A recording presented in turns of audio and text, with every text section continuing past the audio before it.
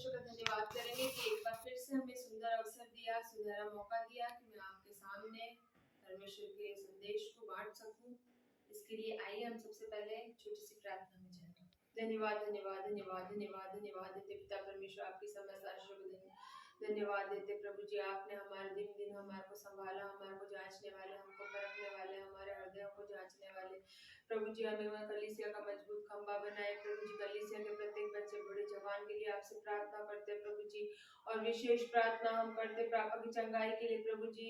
आपने हारून साहब को चंगाई दिया, उसके लिए आपका धन्यवाद देते प्रभु। उनका हार्ट का ऑपरेशन आपने सक्सेसफुल करा, उसके लिए धन्यवाद देते। और उन सभी पास्टर्स के लिए प्रार्थना करते हैं, उन सभी सेवक गणों के लिए प्रार्थना करते हैं जिन्होंने उनके लिए प्रार्थना किया, उनको चंगाई मिली, उनका ऑपरेशन सफल पूर्वक हो सका प्रभु जी। और पिता परमेश्वर, हम उन जितने बीमार हैं प्रत्येक के लिए प्रार्थना करते, प्रत्येक पे अपने आशीष का हाथ रख प्रभु जी, और उनको शिफा और चंगाई दे, क्योंकि आप चंगा करने वाले यहोवा निस्सी, यहोवा राफा, यहोवा एल शद्दै, यहोवा एलोही प्रभु जी आप है प्रभु जी। आप हमारे को समस्त कार्यों में सफलता देने वाले आप है प्रभु जी। हमारे छोटे बड़े जो भी कार्य हम आपके चरणों में समर्पित करते हैं प्रभु जी, और आप हमारी सुनते और हमारी सारी मनोकामनाओं को आप पूरा करते प्रभु जी। हम चाहते हैं कि जब हम मैसेज के अंदर जाए प्रभु, आपके वचन का प्रचार करें प्रभु, किसी भी प्रकार का डिस्टरबेंस हमारे बीच में ना होने पाए। और हम आपसे चाहते प्रभु जी, आपके पवित्र आत्मा का प्रेजेंस हमारे बीच में रहे, ताकि जो भी वचन हम पढ़े सुने उसको पढ़कर सुनकर भूलने वाले नहीं, बल्कि उसके ऊपर मनन करने वाले, उसके ऊपर चलने वाले हो सके प्रभु जी। ऐसा ना हो कि हम होठों से आपका आदर करें और मन हमारे आपसे दूर रहे प्रभु जी। ऐसे हमको ना बनाइए प्रभु जी। जो कुछ भी पढ़े सुने उसके ऊपर सीख के चलने वाले हो। प्रत्येक की आशीष के लिए आपसे प्रार्थना करते हैं। ज्यादा मांगा तो माफ कर, मांगने से रह गए तो अपने घनी खजाने से बख्शो, कि हमारे मांगने से पहले आप जानते हैं किन चीजों की आवश्यकता है, वो होता है से देते हैं। मांगते मसीह यीशु नासरी के नाम से सुनो, स्वीकार कर, सारी मान मर्यादा और गौरव हम आपको देते हैं। आमीन।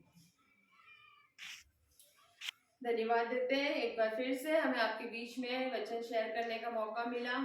और आज हम जो आयत पढ़ेंगे यिर्मयाह 29:11। यिर्मयाह 29:11 बता दे, क्योंकि यहोवा की यह वाणी है कि जो कल्पनाएं मैं तुम्हारे विषय करता हूँ उन्हें मैं जानता हूँ, वे हानि की नहीं वरन कुशल ही की है, और अंत में तुम्हारी आशा पूरी करूंगा।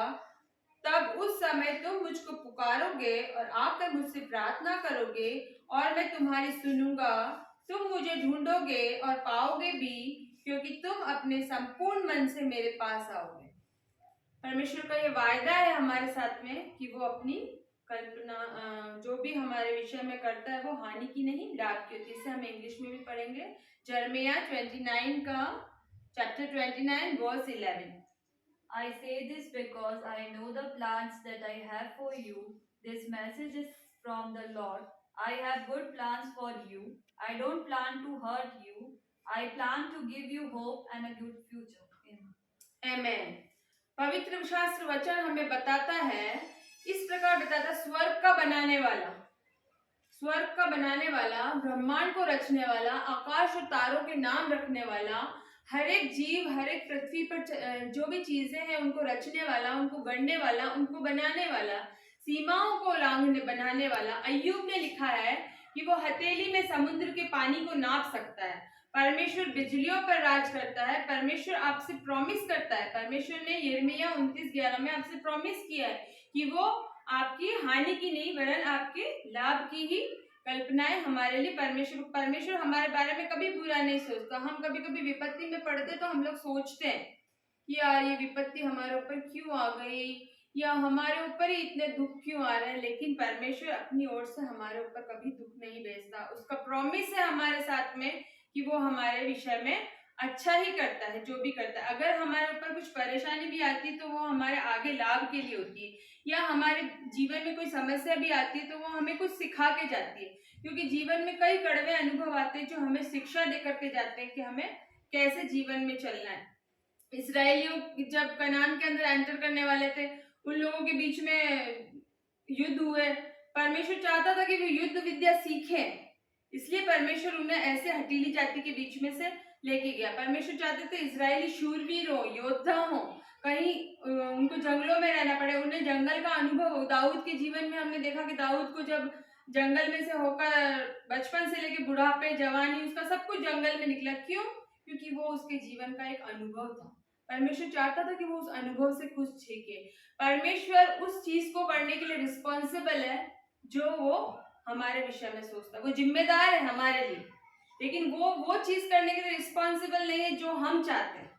परमेश्वर वो करना चाहता है जो वो हमारे जीवन में करना चाहता है। हम ये चाहते हैं कि हमारे हिसाब से चले, मगर ऐसा नहीं होता। परमेश्वर अपने हिसाब से हमारे को चलाता है। परमेश्वर अपने आप का इनकार, हमको अपने आप का इनकार करना है, अपनी योजनाओं को वो हमारे जीवन में पूरा करता है, उसके लिए वो रिस्पॉन्सिबल है।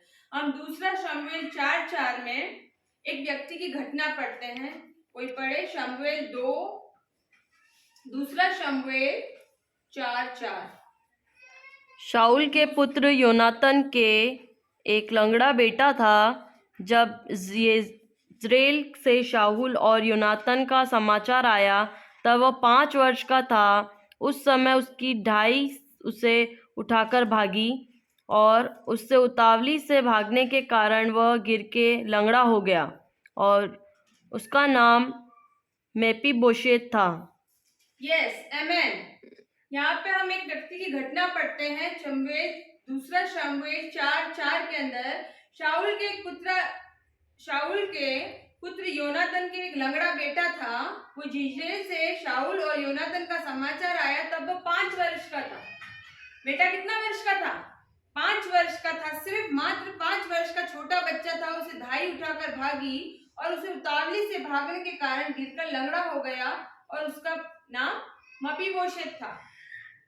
वो मपीबोशेत राजमहल में रहने वाला बच्चा, जिसको सारे ऐशो आराम, सुख सुविधा सब कुछ मिली थी, एकदम उसके जीवन में ऐसी घटना हो गई कि उस समय इजराइल में बहुत बड़ा युद्ध छिड़ा और शाऊल ने तलवार के ऊपर गिर करके अपने प्राण त्याग दिए और योनातन भी उस युद्ध में आए। एक ही दिन में एक व्यक्ति का पिता भी मर जाना और दादा भी मर जाना, एकदम से अनाथ हो गया वो बच्चा। एकदम से उसके जीवन में चेंज आ गया, उसकी लाइफ में एकदम कड़वा अनुभव आ गया। कहाँ वो राजमहल में रहने वाला, अच्छे से सुख सुविधा ऐशो आराम से रह रहा था, लेकिन कहाँ वो यहाँ पर आकर के अपंग हो गया। उसके दादा का एक कर्मचारी उसको लोदबार में ले गया, लोदबार में छिपाकर उसका पालन पोषण करने लगा। लोदबार का अर्थ है उजाड़। लोदबार का अर्थ है उजाड़, जहाँ कोई चरागाह ना हो। वो ऐसी जगह है जहाँ आप लोग जानते हैं, जहाँ पे चारागाह नहीं होता वहां पर जानवर भी नहीं रहते हैं, क्योंकि जानवरों को खाने के लिए हरी घास चाहिए होती है। और लोदबार का अर्थ बताया उजाड़ देश।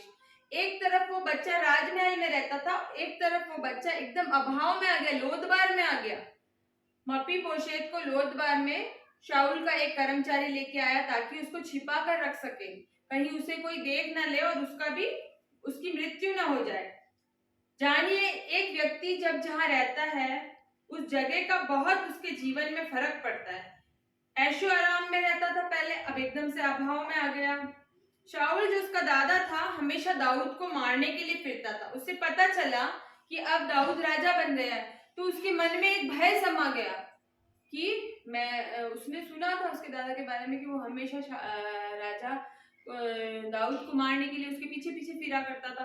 तो अब उसके मन में एक भय सताने लगा कि जब अब दाऊद राजा बन गया है और उसको पता चल जाएगा कि मैं उसका पोता हूं, तो वो जरूर मेरे पीछे पड़ जाएगा, मुझे सजा देगा और मुझे किन किन परिस्थितियों से और गुजरना पड़ेगा। इसलिए वो लोदबार में छुपा रहा। एक दिन पिछली रात वो अपने मन में सोच ही रहा था और अगली सुबह को उसे घोड़े के टापों की आवाज सुनाई और उसको दाऊद के सामने पेश किया गया। दाऊद ने बुलाया, उसने एक अनाउंसमेंट किया कि हम दूसरा शमूएल 9:3-13 में देखेंगे। उसने एक अनाउंसमेंट किया, क्या शाऊल के घराने में कोई ऐसा है जिसके प्रति मैं परमेश्वर की सी प्रीति दिखाऊं? कोई हमारे बीच में पड़ेगा। दूसरा शमूएल 9:9-13 तक। राजा ने पूछा, क्या शाऊल के घराने में कोई अब तक बचा है जिसको मैं परमेश्वर की सी प्रीति दिखाऊं? सीबा ने राजा से कहा, हाँ, योनातन का एक बेटा है जो लंगड़ा है। राजा ने उससे पूछा, वह कहाँ है? सीबा ने राजा से कहा, वह तो लोदबार नगर में अमीमेल के पुत्र माकीर के घर में रहता है। तब राजा दाऊद ने दूत भिजवाकर उसको लोदबार से अमीएल के पुत्र माकीर के घर से बुलवा लिया। जब मेपीबोशेत जो योनातन का पुत्र और शाऊल का पोता था दाऊद के पास आया, तब मुंह के बल गिरकर दंडवत किया। दाऊद ने कहा, हे मेपीबोशेत। उसने कहा, तेरी दास को क्या आज्ञा? दाऊद ने उससे कहा, मत डर, तेरे पिता योनातन के कारण मैं निश्चय तुझको प्रीति दिखाऊंगा और तेरे दादा शाऊल की सी सारी भूमि तुझे फिर दूंगा और तू मेरी मेज पर नित्य भोजन किया कर। उसने दंडवत करके कहा, तेरा दास क्या है कि तू मुझे ऐसे मेरे कुत्ते की ओर दृष्टि करे। तब राजा ने शाऊल के कर्मचारी सीबा को बुलवाकर उससे कहा, जो कुछ शाऊल और उसके समस्त घराने का था वह मैंने तेरे स्वामी के पोते को दे दिया है। यस, आमेन। यहाँ पे हमने देखा दूसरा शमूएल 9:3 के अंदर राजा ने पूछा, क्या शाऊल के घराने में अब तक कोई बचा है जिसके अंदर मैं परमेश्वर की सी प्रीति दिखाऊं?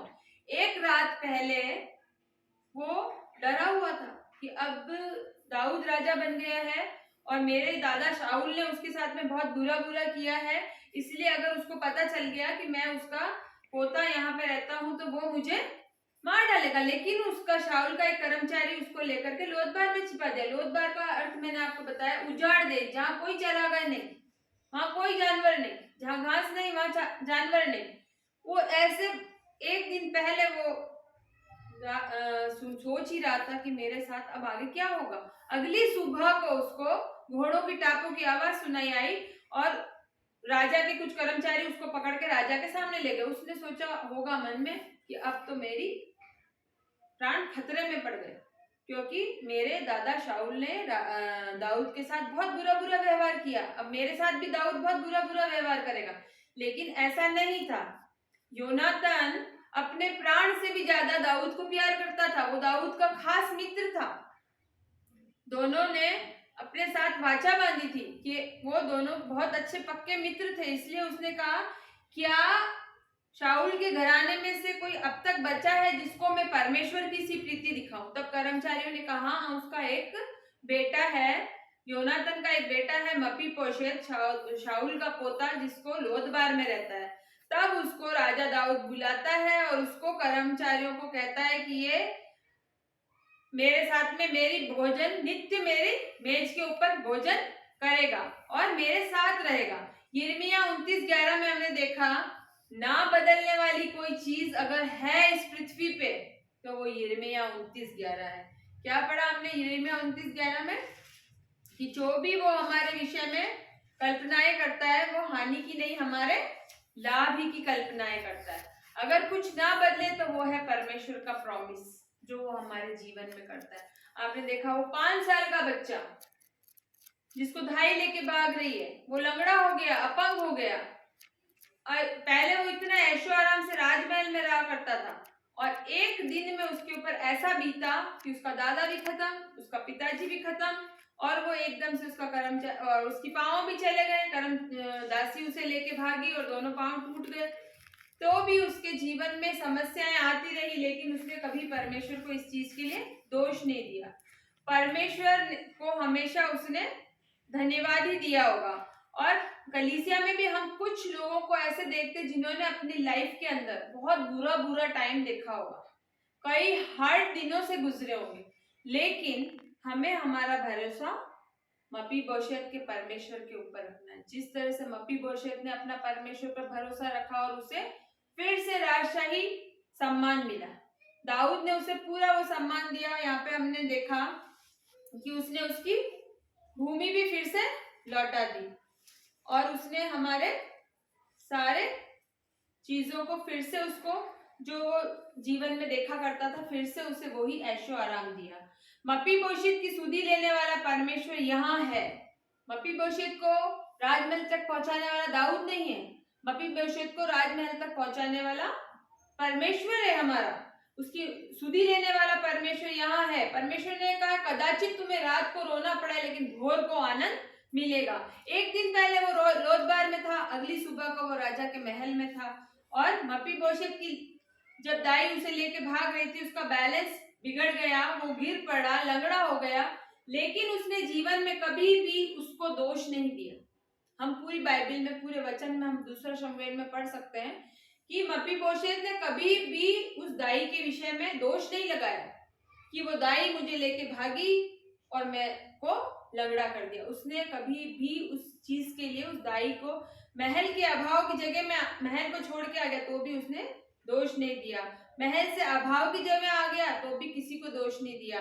ऐसा नहीं कहा काश वो दाई मेरे जीवन में आई न होती, ऐसा उसने नहीं कहा।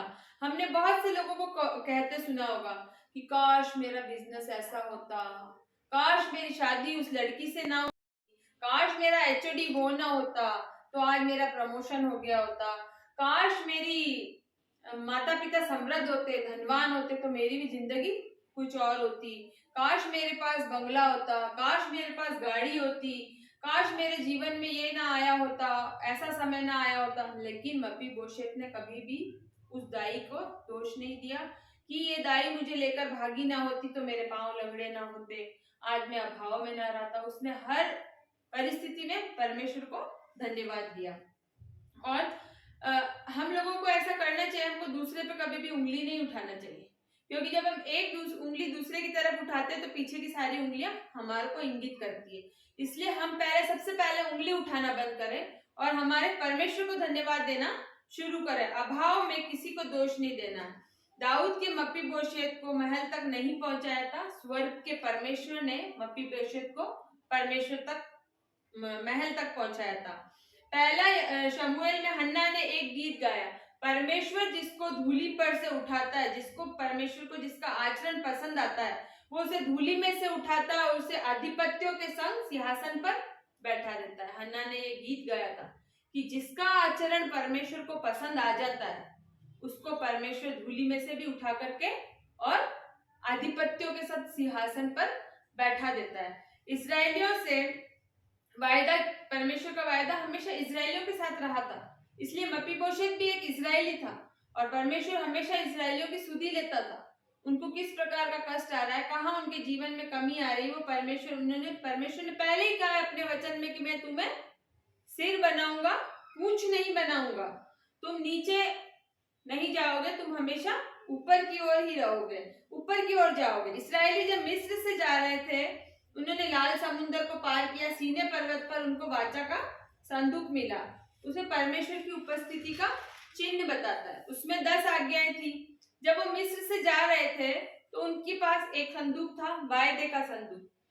हम हमेशा पढ़ते हैं कि वाचा का संदूक उनके साथ रहता था, लेकिन जब वो मिस्र से निकले थे उनके पास में 2 संदूक थे, एक वाचा का संदूक था, एक वायदे का संदूक था। वाचा के संदूक के अंदर परमेश्वर की 10 आज्ञा थी और वायदे के संदूक में क्या था, यूसुफ का शव। जो यूसुफ का शव, उसके अंदर निर्गमन 13 का 19 में हम पढ़ेंगे, निर्गमन 13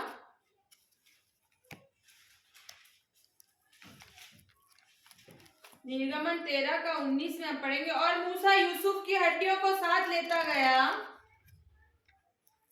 और क्योंकि यूसुफ ने इस्राएलियों से यह कहा कि परमेश्वर निश्चय तुम्हारी सुधि लेगा, उसको इस विषय की दृढ़ शपथ खिलाई कि वे हड्डियां को उनके साथ यहाँ से ले जाए।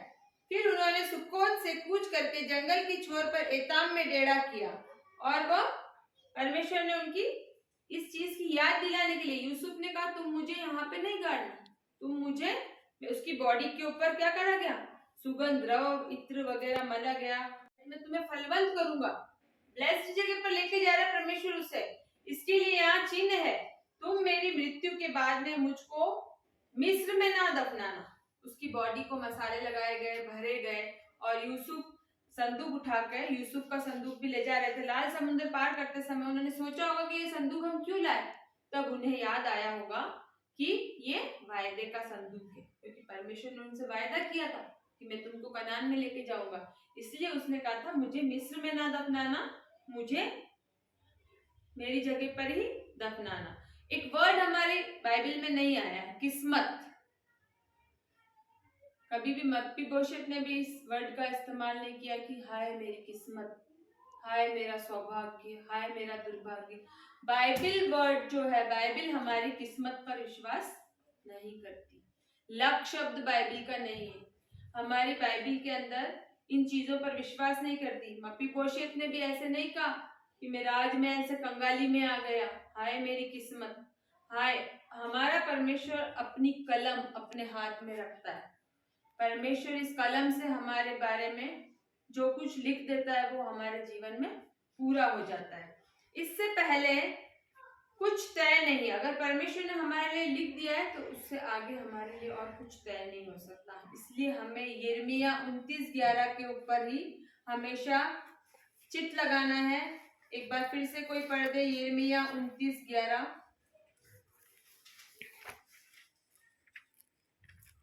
क्योंकि यहोवा की ये वाणी है कि जो कल्पनाएं मैं तुम्हारे विषय करता हूँ उन्हें मैं जानता हूँ। जो कल्पना परमेश्वर हमारे बारे में करता है वो परमेश्वर जानता है कि वे हानि की नहीं वरन कुशल की है, और अंत में तुम्हारी आशा को पूरी करूंगा। आशा, होप, परमेश्वर हमारे जीवन में हमारी होप को जानता है कि हम लगातार अगर प्रार्थना करते रहे, परमेश्वर हमें कार दे दे, हमें कार दे दे, हमें कार दे दे। हमारे पास कार रखने की जगह नहीं है, हम कार मांग रहे हैं। परमेश्वर जानते हैं कि इसके घर में जगह नहीं है, कार रखेगा कहां पर। लेकिन परमेश्वर को जब हम स्वीकार करते हैं हमारे जीवन में, जब हम परमेश्वर को स्वीकार करते हैं तो परमेश्वर सुई से लेकर के कार तक की हमारी सारी आवश्यकताओं को पूरा करता है। सुई आपने देखी कितनी छोटी होती है और कार आपने देखी कितनी बड़ी होती है। परमेश्वर जब स्वीकार करते हैं तो वो सुई से लेकर कार तक की हमारी सारी जरूरतों को पूरे करने में हमारे उसकी प्रतिज्ञा है यिर्मयाह 29:11 में कि जब तुम मुझसे पुकारोगे, जब तक हम पुकारेंगे ही नहीं, हम प्रार्थना ही नहीं करेंगे, हम उसको समय नहीं देंगे, तो वो हमारे लिए क्यों करेगा। पुकारोगे और मुझसे आके प्रार्थना करोगे, मैं सुनूंगा। उसने अपना वायदा किया है कि जब तुम मुझसे मांगोगे, मुझसे प्रार्थना करोगे तो मैं तुम्हारी सुनूंगा। क्यों नहीं सुनूंगा। और तुम मुझे ढूंढोगे और पाओगे भी, क्योंकि तुम अपने संपूर्ण मन से मेरे पास आओगे। परमेश्वर चाहता है कि हम संपूर्ण मन से उसके पास में, पूर्ण मन से उसके पास है, अधूरे मन से ना है, रूटीन की तरह ना है कि नहीं यार परमेश्वर, हाँ डर के हम प्रार्थना करना है, सुबह की प्रार्थना करना है, शाम की प्रार्थना करना है, खाने की प्रार्थना करना है। हमको रूटीन वाली प्रार्थना नहीं करनी है। हमको परमेश्वर को समय देना है अधिक से अधिक। जब हमें समय मिले हमें परमेश्वर को समय देना है, सुबह, दिन, शाम। जब भी हम प्रार्थना करें, चाहे हमारी प्रार्थना, परमेश्वर ये नहीं चाहता कि हम बहुत बड़ी बड़ी लंबी लंबी सभाएं करें या बहुत बड़े बड़े वचन का प्रचार करें। हम शॉर्ट मैसेज करें, शॉर्ट प्रेयर करें, लेकिन वो हमारे दिल से होनी चाहिए। जो दुआ हम दिल से करते हैं परमेश्वर उसको स्वीकार करता है। अच्छी हेल्थ, अच्छा बिजनेस, कई लोग बार घटी में क्यों ना आए हो, लेकिन लोदबार में आए हो, हमारा परमेश्वर हमें फिर, मपीबोशेत का परमेश्वर हमको फिर राजमहल में पहुंचाएगा। जिस तरह से मपीबोशेत को परमेश्वर ने राजमहल में पहुंचाया था वो हमें भी पहुंचाएगा। आप प्रभु के साथ सही से चलिए, हमारा प्रभु हमारा हालात बदलेगा, हमारी विपरीत परिस्थितियां बदलेगा, हमारी बीमारी से चंगाई दिलाएगा। हमारी रिपोर्ट कितनी भी नेगेटिव क्यों नहीं आए उसे पॉजिटिव करेगा, क्योंकि वो करने वाला परमेश्वर हमारा जिंदा खुदा है। हम गाना भी गाते हैं, जिंदा खुदा मेरा प्यारा खुदा। तो जब तक हम परमेश्वर पर विश्वास नहीं करते हमारे जीवन में कोई भी उसकी प्रतिज्ञाएं पूरी नहीं होती। अगर हम चाहते हैं कि हमारे जीवन में परमेश्वर की जो लिखी हुई प्रतिज्ञाएं हैं, परमेश्वर ने अपने वचन में बहुत सारी प्रतिज्ञाएं दी है, व्यवस्था विवरण में दी है, तुमको पूछ सिर बनाऊंगा, पूछ नहीं बनाऊंगा, तो हमेशा ऊपर की ओर जाएगा, नीचे की ओर नहीं जाएगा। परमेश्वर ने कहा है कि तू दूसरों को ऋण देने वाला बनेगा, देने वाला बनेगा, लेने वाला नहीं बनेगा। परमेश्वर ने कहा है कि मेरी जो परमेश्वर ने कहा है, जैसा लिखा है बिखेरा दान दिया है, जैसा हमने परमेश्वर के आगे पीछे वचन में पढ़ा है, परमेश्वर ने बताया हमारे को कि परमेश्वर ने बहुत सारे अच्छे अच्छे वायदे हमारे साथ किए। उसने कहा कंगालों को दान दिया, उसका धर्म सदा बना रहेगा। अतः जो बोने वाले को बीज और भोजन के लिए रोटी देता है वह तुम्हें बीज देगा, उसे फलवंत करेगा और तुम्हारे धर्म के फलों को बढ़ाएगा। तुम हर बात में सब प्रकार की उदारता के लिए जो हमारे द्वारा परमेश्वर का धन्यवाद कराती है धनवान किए जाओगे। 2 कुरिन्थियों 9:9। परमेश्वर ने अपने कई सुंदर सुंदर वायदे हमारे साथ बांटे हैं। वचन में कई प्रतिज्ञाएं दिए। उसने योएल के अंदर योएल 2:18 में बताया, तब यहोवा ने अपने देश के विषय में जलन हुई, तब उसने अपनी प्रजा पर तरस खाया। यहोवा ने अपनी प्रजा के लोगों को उत्तर दिया, सुनो, मैं अन्न और नया दाख, मधु और ताजा तेल तुम्हें देने पर हूँ, और तुम उन्हें पाकर तृप्त होगे, और मैं भविष्य में अन्य जातियों द्वारा तुम्हारी नामधराई ना होने दूंगा। ये परमेश्वर ने योएल 2:18 के अंदर इतनी सुंदर बात लिखी है कि वो अन्य जातियों के अंदर हमारी नामधराई नहीं होने देगा। वो हमेशा ऊंचा उठाएगा हमें परमेश्वर अधिक से अधिक ऊंचाई पर लेकर जाएगा। वो नहीं चाहता कि हम कभी भी अपमानित हो, कभी भी हम ठट्टों में उड़ाए जाए। हम हमेशा देने वाले बने, लेने वाले नहीं बने। जरूरत यह है कि हम अपनी प्रतिज्ञाओं के विषय में जागृत रहे, सचेत रहे।